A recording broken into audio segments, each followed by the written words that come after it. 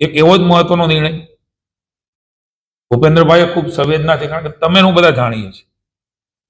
પરીક્ષાઓ પૂરી થાય એટલે વિદ્યાર્થીઓ અને એમના વાલીઓ અલગ અલગ જગ્યાઓ ઉપર,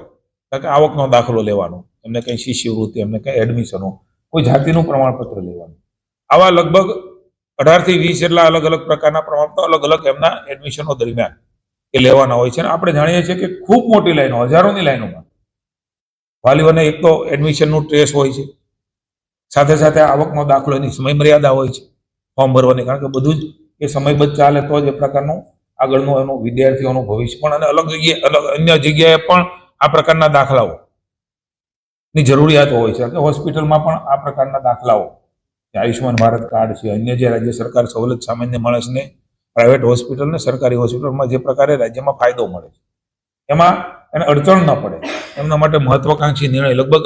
મારો અંદાજ છે ત્યાં સુધી 70 થી 80 લાખ વિદ્યાર્થીઓ, એટલે કે પરિવાર ગણાય, હજારોની સંખ્યામાં, લાખોની સંખ્યામાં અલગ અલગ જગ્યા ઉપર તાલુકા પંચાયત હોય, મામલતદાર હોય, આપણી રોજગાર કચેરીઓ હોય, કે જાતિના પ્રમાણપત્રની કચેરીઓ હોય, આ બધી કચેરીઓમાં સરળતા એટલા માટે એમણે ચીફ સેક્રેટરીને સૂચના આપી છે કે આ વર્ષે તમે બધા જ અધિકારીઓ બેસીને આમાંથી સરળીકરણ કરીને ઓનલાઈન ફેસલેસ કેવી રીતે થાય